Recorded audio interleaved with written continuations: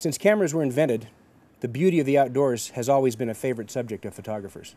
Hi, I'm Gale, and I'm a professional photographer from Los Angeles. And in this Tamron podcast, we're going to be shooting here in one of my favorite places and one of the most scenic places on the planet, Yosemite National Park.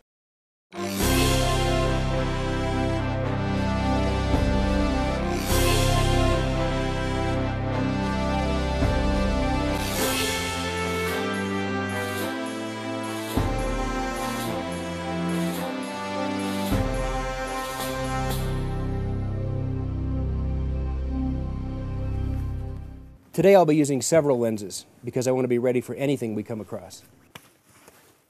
Since Tamron lenses are so light and compact, I can carry 6 or 7 with me at all times.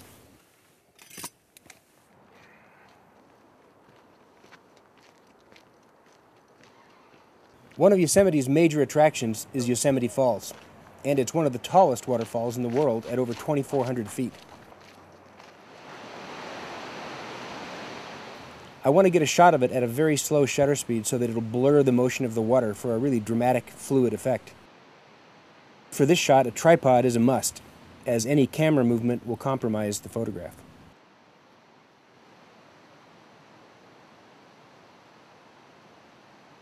I've got the ISO set at 100, and my aperture is set at 22. I'm even using a circular polarizing filter here, which is going to help reduce some of those reflections on the cliff right behind the waterfall. And it's also going to help slow the shutter speed by 2 stops. I'll even use a cable release so that I don't have to touch the camera. Right now it's late in the day, and I'm getting some diffused soft light from this cloud cover.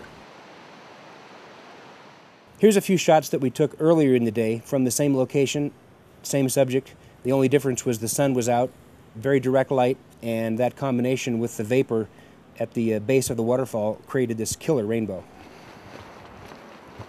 It actually looks like it's clearing up, which would be great. In Yosemite, you never know when you're going to get the opportunity to shoot wildlife.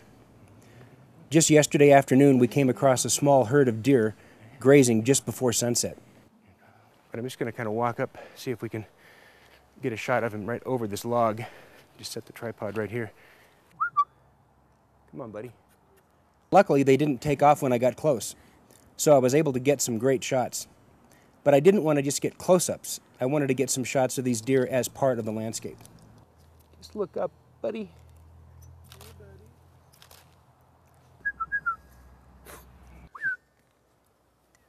One of the things that we had to adjust on the camera here was the ISO setting. I had it previously set for a waterfall situation where we were trying to use long shutter speeds. So I went from 100 up to 400.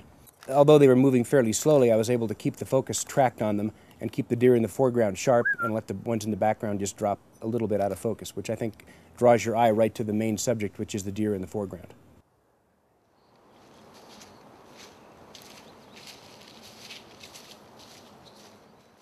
Perhaps the most iconic image of Yosemite is Half Dome.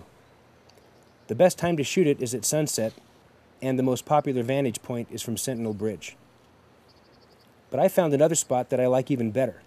It's a couple hundred yards downstream. There's a small area on the riverbank that gives me a great shot of Half Dome with a much better reflection.